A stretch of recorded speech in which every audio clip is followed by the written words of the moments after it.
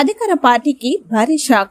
నెడగల గ్రామం నుండి టీడీపీని వీడి వైసీపీలో చేరిన 500 కుటుంబాలు. మాజీ ఎమ్మెల్యే అలజంగి జోగారావు సమక్షంలో టీడీపీ మాజీ సర్పంచ్ గాజాపు శ్రీనివాసరావు మంగమ్మ నాయకత్వాన 500 కుటుంబాలు టీడీపీని వీడి వైసీపీలో చేరిక. వైసీపీ పార్టీలో చేరిన నెడగల గ్రామ నాయకులకు, కుటుంబాలకు పార్టీ కండువా వేసి సాదర స్వాగతం పలికిన మాజీ ఎమ్మెల్యే జోగారావు. వైసీపీ పార్టీ కష్టకాలంలో అధికార పార్టీని వీడి జగన్మోహన్ రెడ్డి నాయకత్వాన్ని బలపరుస్తూ ఆయన కోసం పనిచేయడానికి వైసీపీకి చేసిన మీ అందరి గౌరవం పెంచేలా మీ అలజంగి జోగారావు పనిచేస్తారని ప్రమాణం చేస్తున్నాను. మాజీ ఎమ్మెల్యే అలజంగి జోగారావు 3 ఏళ్ల అధికారం ఉన్న టీడీపీ పార్టీని కాదని వైసీపీ నాయకత్వంపై నమ్మకం ఉంచి పార్టీలోకి విచ్చేసిన మీ అంతర్ గౌరవాన్ని పెంచుతూ నమ్మకాన్ని ఒమ్ము చేయకుండా మీకోసం ఎన్ని ఇబ్బందులను ఎదుర్కొనైనా ఎన్ని కష్టాలు వచ్చినా మీకు అండగా ఉంటాడు మీ మాజీ MLA Alajangi Joga Rao. TDP party కోసం, గెలుపు కోసం ఎంత కష్టపడినా తమకి గౌరవం విలువలు లేని చోట ఉండలేక టీడీపీ పార్టీని వీడి మాజీ ఎమ్మెల్యే అలజంగి జోగారావు నాయకత్వంలో వైసీపీలో చేరుతున్నాం.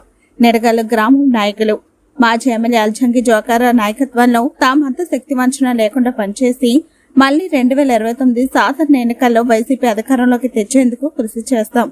నెడగల గ్రామం మాజీ సర్పంచ్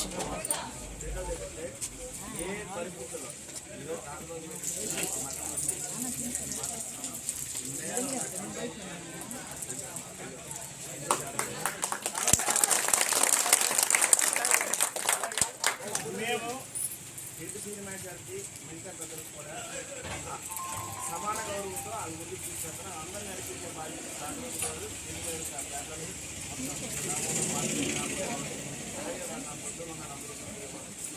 అందరూ కూడా పార్టీ అందరినీ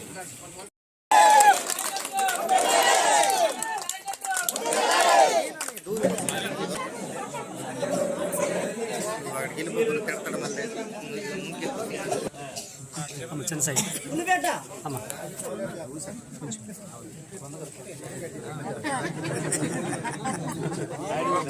అయితే అలాగే తల్లి అన్న ఒకరికొకరిని పరిచయం చేయండి అన్న. పరిచయం చేసి ఒకరికొకరికి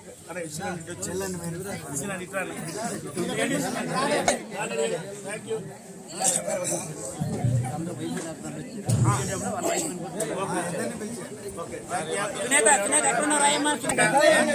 మీ గౌరవం పెంచే బాధ్యత ఏ పరిస్థితుల్లో మీ గౌరవం పెంచినా చాడలేదు.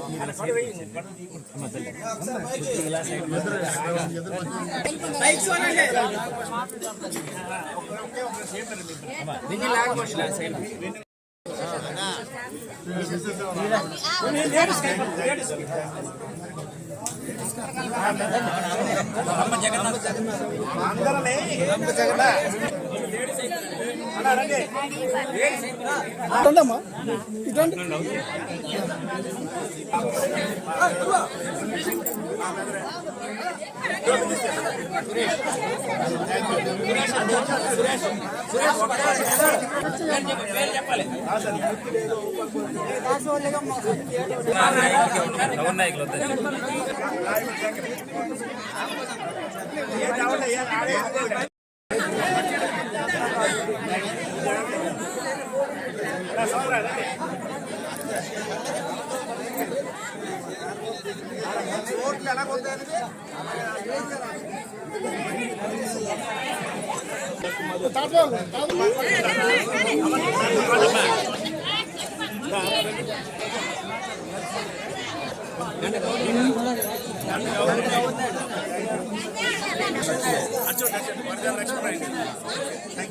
అక్క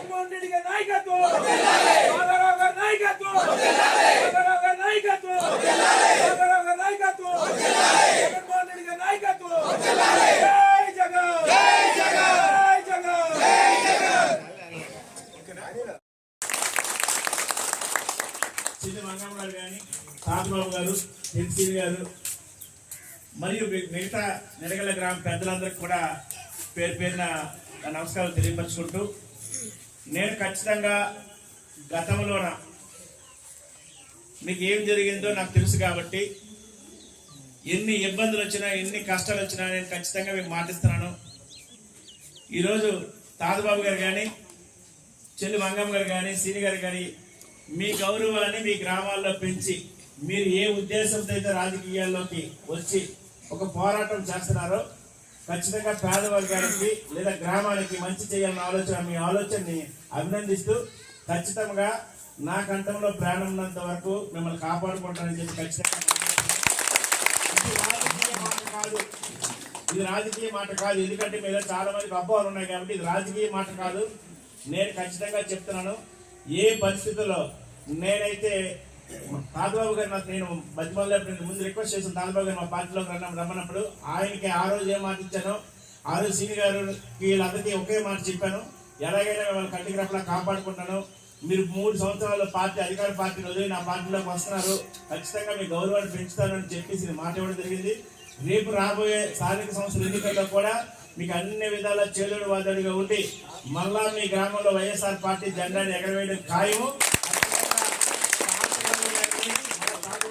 సపోర్ట్ చేసే బాధ్యత కూడా నేను ఖచ్చితంగా తీసుకుంటాను.